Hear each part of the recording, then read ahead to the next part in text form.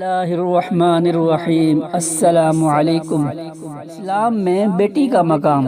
زمانہ قبل اسلام کی تاریخ کا اگر مطالعہ کیا جائے تو ہمیں معلوم ہوتا ہے کہ اس وقت عالم انسانیت مختلف قسم کی معاشرتی و اخلاقی بیماریوں سے دوچار تھا۔ تعلیم و تربیت کا فقدان تھا، علم و جہالت عروج پر تھی، تو افلاس نے ڈیرے ڈال رکھے تھے۔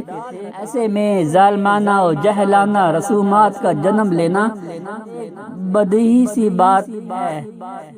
جہلانہ رسومات میں سے رسم قبیلوں میں بیٹی کو زندہ درگور کرنے کی بھی تھی۔ رسم کی بنیاد بے جا غیرت پر مبنی تھی۔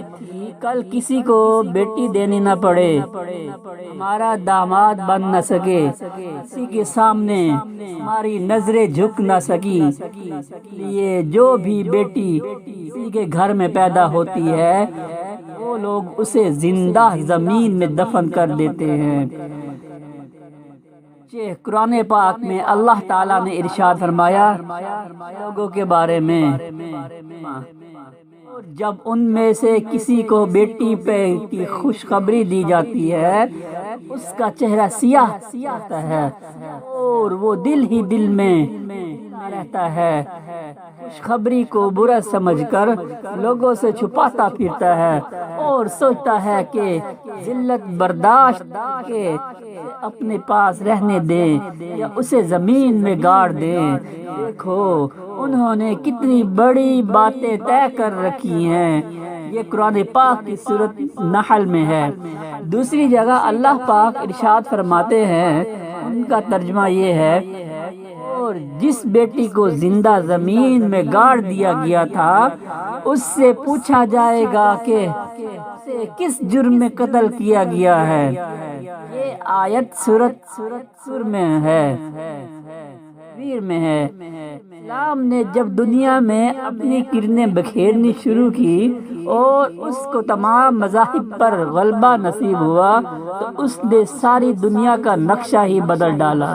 اس نے زمانہ جہلیت کی رسومات کو توڑا، لوگوں کو ظلم و جہالت سے نکالا، ان کی صحیح تعلیم و تربیت کی اور انہیں انسانیت کا کھویا ہوا مقام واپس دلایا۔ زمانہ جہلیت میں بیٹی کو جتنا منحوس اور نامبارک خیال کیا جاتا تھا، ہم نے اتنا ہی اس کو خوش قسمت بابرکت بتایا۔ حدیث میں آتا ہے، حضور اکرم صلی اللہ علیہ وسلم نے ارشاد فرمایا کہ جس شخص نے اپنی بیٹی کو زندہ درگور نہیں کیا، نہ ہی اس کو ذلیل سمجھا اور نہ ہی بیٹی کو اس پر مقدم کیا، تو کو اللہ تعالی جنت میں داخل فرمائیں گے۔ یہ حدیث مبارکہ سنن داؤد شریف میں ہے۔ دوسری حدیث میں آتا ہے کہ حضور اکرم صلی اللہ علیہ وسلم نے ارشاد فرمایا کہ وہ عورت مبارک ہوتی ہے اس کی پہلی اولاد بیٹی ہو۔ سبحان اللہ۔ اور حدیث میں آتا ہے، حضور اکرم صلی اللہ علیہ وسلم نے ارشاد فرمایا، شخص کے ہاں 2 بیٹیاں ہوئیں، جب وہ اس کے پاس رہیں اس نے ان کے ساتھ بھلائی کی، اس جنت میں لے جائیں گی۔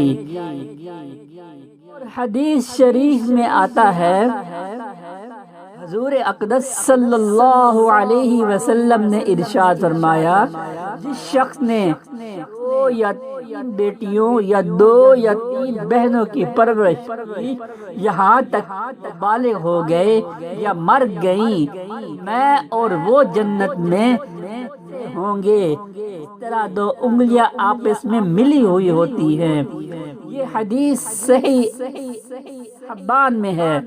دوسری حدیث شریف میں آتا ہے، حضور اقدس صلی اللہ علیہ وسلم نے ارشاد فرمایا، شخص نے 2 بیٹیوں کی پرورش کی اور اس میں اسی طرح جنت میں داخل ہوں گے، اس طرح یہ 2 انگلیاں آپس میں ملی ہوئی ہیں۔